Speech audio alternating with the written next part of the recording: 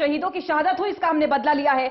बहावलपुर में जैश के ठिकानों पर हमने ये अटैक किया क्योंकि जैश ए मोहम्मद एक नंबर ऑफ सीरीज बहुत सारे आतंकी उसने हमले में संलिप्त रहा है, चाहे वो 2001 का संसद हमला हो या फिर पठानकोट एयरबेस में जो हमला हुआ हो। पाक लगातार डिनाई करता रहा, किसी भी आतंकी हमले में वो संलिप्त नहीं है, लेकिन पाकिस्तान हमेशा उसने आतंक को पनाह दी है। सुजीत जी हमारे इनपुट एडिटर लगातार जुड़े हैं। सुजीत जी, प्रेस कॉन्फ्रेंस हुई, कोई सवाल तो नहीं लिया मीडिया का विदेश सचिव ने, लेकिन यह कहा कि अपडेट हम लगातार करते रहेंगे और किस तरह से स्ट्राइक हुई है और कैसे हुई है इसकी जानकारी। जिस तरीके से अभी स्टेटमेंट जारी किया गया है विदेश मंत्रालय की ओर से, उसमें साफ तौर पर कहा गया है कि जैश ए मोहम्मद की ओर से भारत के खिलाफ लगातार जो है आतंकी हमले किए जा रहे थे। और आपने देखा कि उन्होंने हवाला दिया कि जो संसद पर हमला हुआ था वो भी जैश ए मोहम्मद की ओर से किया गया था। और अभी भी जो पुलवामा में सीआरपीएफ के जवानों को आतंकी हमले से निशाना बनाया गया था, उस मामले में भी जो है जैश ए मोहम्मद का हाथ था। तो उन्होंने साफ तौर पर कहा कि हमने सिर्फ जो कार्रवाई की है वो जैश ए मोहम्मद के खिलाफ कार्रवाई है और वहां पर जो ट्रेनिंग कैंप चल रहा था उसको तबाह करने की कोशिश की है। और इसके अलावा उनका ये भी कहना है कि पाकिस्तान को चाहिए कि उसकी जमीन से जिस भी तरीके का जैसे मोहम्मद की ओर से आतंकी गतिविधियों को बढ़ावा दिया जा रहा है उसको खत्म करना चाहिए।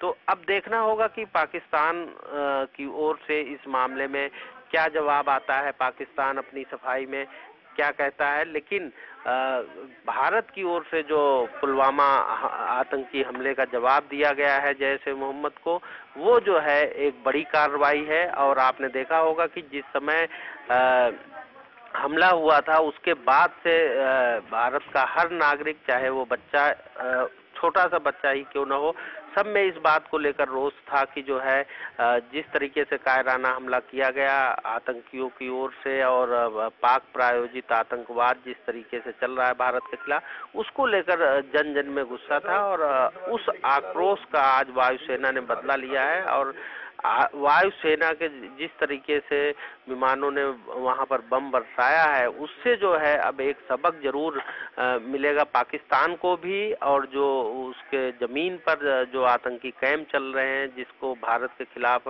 एक हथियार के तौर पर इस्तेमाल करता रहा है पाकिस्तान, उसको भी एक कड़ी कार्रवाई के जरिए जो जवाब दिया गया है।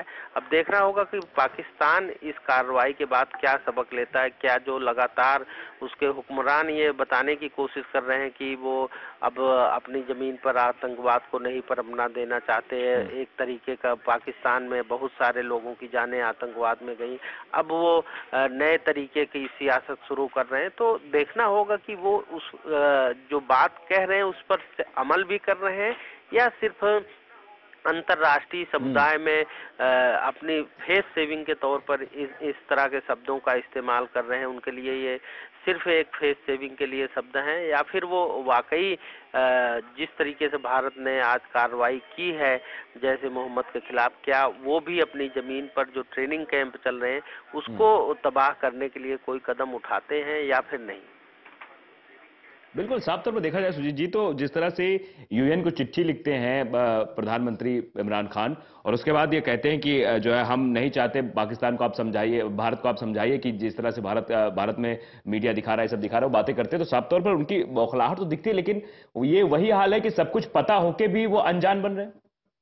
देखिए, ये लगातार जिस तरीके से आतंकी हमले भारत पर किए जाते हैं और ये सबको पता है, अंतर्राष्ट्रीय समुदाय को भी पता है कि ये पाकिस्तान प्रायोजित आतंकवाद भारत के खिलाफ किया जा रहा है। और लगातार जिस तरीके से जो आतंकी हैं, आतंकी सरगना हैं वहाँ पाकिस्तान में बैठे हैं, वो वहाँ से लगातार ये दावा करते हैं कि जो है हमने बदला ले लिया और हमने हमारे आतंकियों ने इतना नुकसान भारत को पहुँचाया है।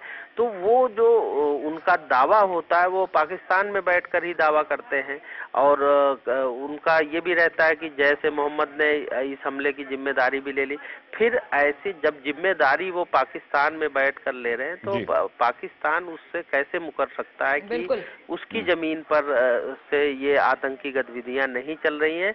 और यही वजह है कि पुलवामा में जो जिस तरीके के जैश के आतंकियों ने फिदायीन हमला किया था, उसके बाद से जो है लगातार भारत की ओर से ये कहा भी जा रहा था कि हम इस आतंकी हमले का बदला लेंगे और कहीं न कहीं उनको कड़ी कार्रवाई के जरिए सबक सिखाने की कोशिश करेंगे। और आपने देखा होगा कि देश के प्रधानमंत्री नरेंद्र मोदी लगातार देश की जनता को आश्वस्त कर रहे थे कि आप धैर्य रखिए, इसका जवाब जरूर हम देंगे और समय और जगह बड़े एक्शन के रूप में जवाब दिया है। बड़ा एक्शन भारत का, चेता दिया भारत ने कि ये शुरुआत है, संभल कर रही है। प्रदीप कुमार भी जुड़ गए। प्रदीप कुमार, कुछ देर पहले प्रेस कॉन्फ्रेंस हुई और विजय केशव गोखले कह रहे थे कि पाक बेशक डिनाई कर रहा है इस पूरे घटनाक्रम को लेकर, लेकिन बिना वहां के लोकल प्रशासन के ये संभव नहीं है कि इतना बड़ा ट्रेनिंग कैंप वहां पर चलता हो और पाक को पता ना हो।